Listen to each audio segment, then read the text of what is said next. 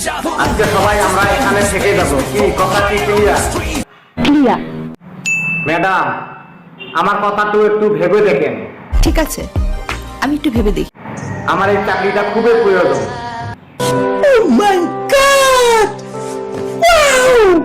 আমার মনে হয় অনেক কারণ আছে।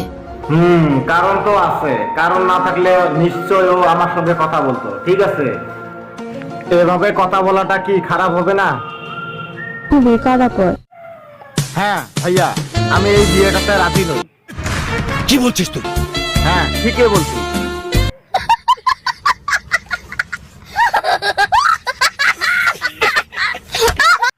হ্যাঁ, যে যাই বলুক, আমি ওকে সত্যি ভালোবাসি এবং আমি ওকে ছাড়তে পারবো না।